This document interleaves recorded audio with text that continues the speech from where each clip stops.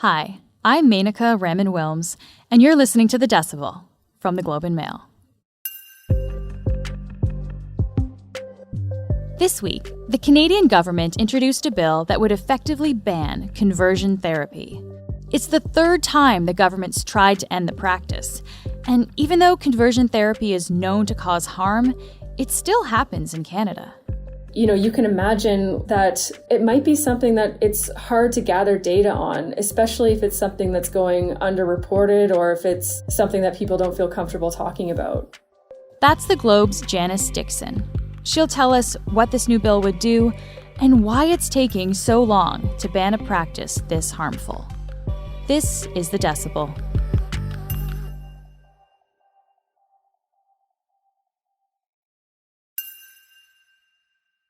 Janice, thanks so much for being here today. Thanks for having me. So just to begin here, can we go through what actually is conversion therapy? Conversion therapy is a widely denounced practice aimed at changing a person's sexual orientation or gender identity. It's not scientific, and it's meant to try and change who someone is, who they're attracted to. It's incredibly harmful and cruel. Do we have a sense of what it usually involves? These practices historically included electric shock therapy, but there are many examples of so-called therapy sessions where individuals are encouraged to repress non-heterosexual attraction. On Monday, when the Justice Minister and a number of other ministers introduced this new legislation, a survivor of conversion therapy actually joined them and talked about their experience. Gemma, the floor is yours. Thank you, Minister. Gemma Hickey, who's 45 now, said that when they were 15, they told their doctor they had a crush on a girl. Gemma said they identified as female at the time, having been assigned that gender at birth, and the doctor referred Gemma to a therapist in the next office. When she greeted me at the door, my eyes gravitated towards the large wooden crucifix that hung around her neck on the outside of her blouse. "Welcome, Gemma," the therapist said. "You're safe here." She lied. After a few sessions, I told her that I thought I was gay. "Don't worry," she assured me in a soft voice. "We'll fix that." She told me that homosexuality is a premature sexuality, that when I became heterosexual, I would reach full maturity as a human being. Gemma said at this press conference Monday that when they told the therapist they always wanted to be like a boy, that if they prayed hard enough, this is what the therapist said, that God would make them better. The therapist prescribed antidepressants, and Gemma said after months of therapy, they felt the same and tried to take their life at a party by swallowing pills and chasing it down with alcohol, and spent the first little while of high school senior year on a psychiatric ward, and was finally sent home after a psychiatrist said that there was nothing wrong with them. When he told me that there was nothing wrong with me, his words were like medicine to my soul. As I left the hospital, I vowed to do whatever I could to ensure that young people did not feel as I did. The activist in me was born. I devoted the next 3 decades of my life to LGBTQ2+ advocacy, co-leading movements that fostered societal recognition, such as same-sex marriage and adoption, gender-neutral identification, among others, because no one believed me when I told them that conversion therapy still existed. Gemma's story, I think, really illustrates what conversion therapy can look like, because I think, people might just imagine what they think conversion therapy is, but it could be, just being told over and over again, pray or take antidepressants or speak to, a so-called therapist about this and how harmful that can be. So I think that their story is really important.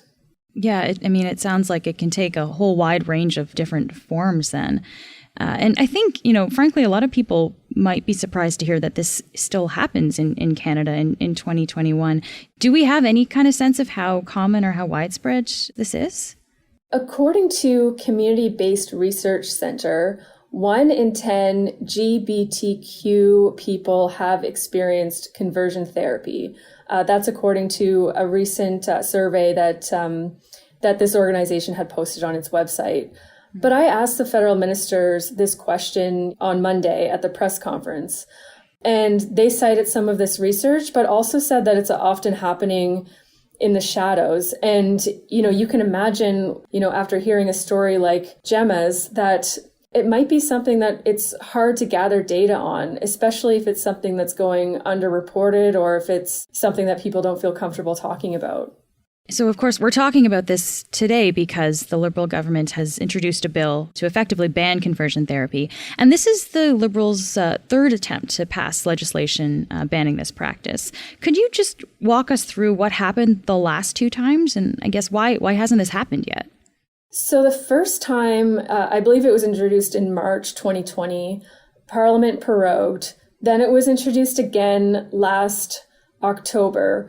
The bill made its way through committee, and finally in the spring, it was being debated in the House and then in the Senate. And then when Parliament dissolved ahead of the election, it died again. Now, I believe at the time the Liberals were accusing the Senate of some procedural wrangling, but meanwhile the Senate was saying that they didn't have enough time to deal with the bill.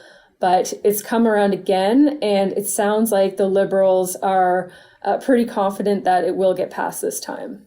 And I mean, full disclosure here, I used to be a parliamentary reporter, and I did cover the bill in the spring and the summer when it was going through the process then. So again, it's a new bill, same substance essentially, but can you explain to us, is there anything that's different in this new piece of legislation that was different from the last time it was introduced?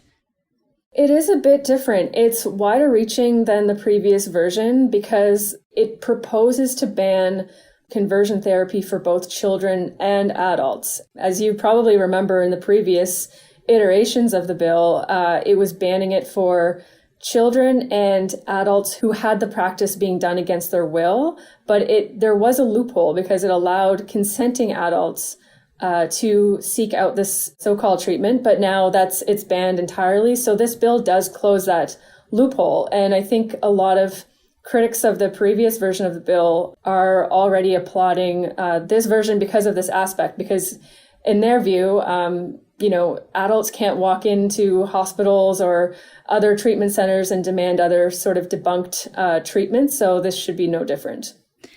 And can we just clarify then, so this bill would make this a criminal offense then? This is being added to the criminal code? That's right. Okay. The House of Commons just came back last week. So introducing this bill pretty early on makes it seem like it is a top concern for the government. I guess, why do they want to prioritize this? Well, the government promised in the last election campaign that it would introduce this bill, and swiftly. I think there were some questions yesterday about whether it would actually get passed before the House rises, and that's a bit too ambitious, as the Justice Minister said that he had wanted to introduce the bill before next year and hopes that the process can happen quickly. But obviously this bill is something, it's important to the government. It's important to a lot of MPs, and they want to see it dealt with swiftly.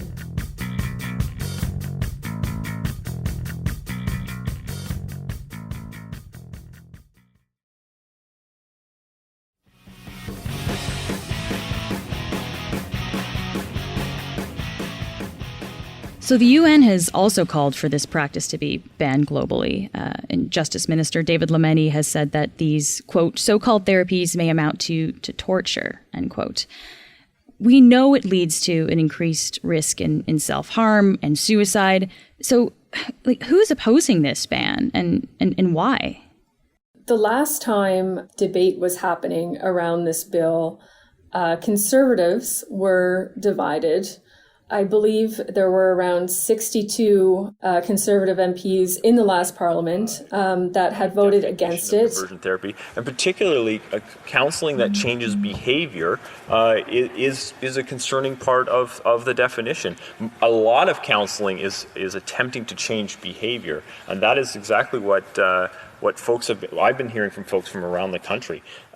Over 300 with 50-some, including Conservative leader Aaron O'Toole, voting in favour. Let me be perfectly clear. Conversion therapy is wrong, and in my view, it should be banned.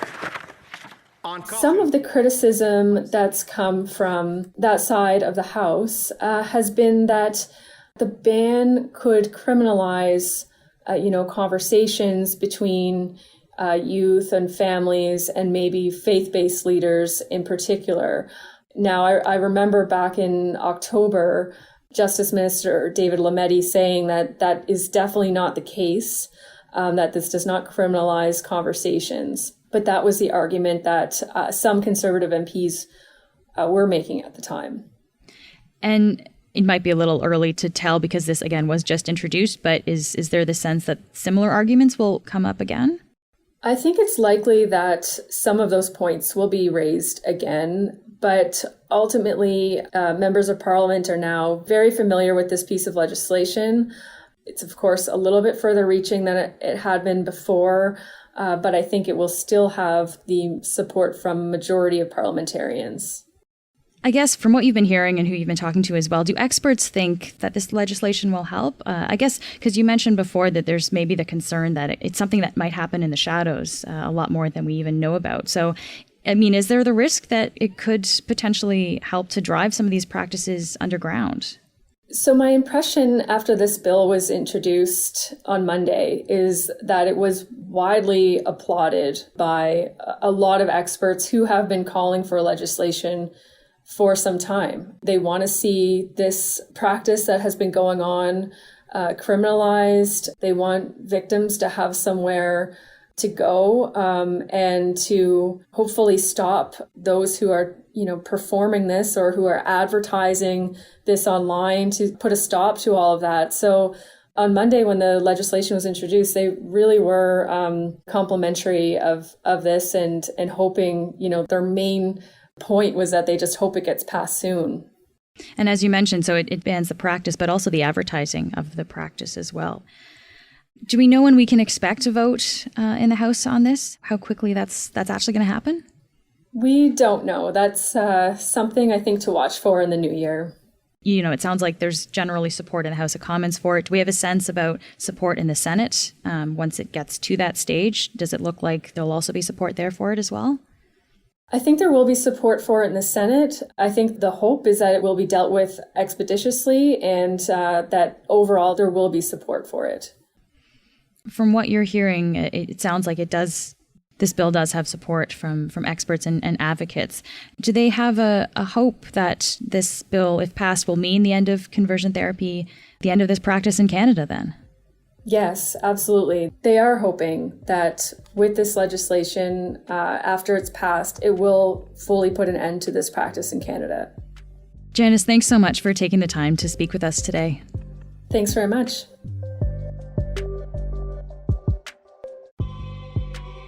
That's it for today. I'm Menaka Raman-Wilms. Timon Johnson is our intern. Our producers are Madeline White and Cheryl Sutherland. David Crosby edits the show and produced this episode. Kasia Mihailovich is our senior producer, and Angela Pacenza is our executive editor. Thanks to Janice Dickson.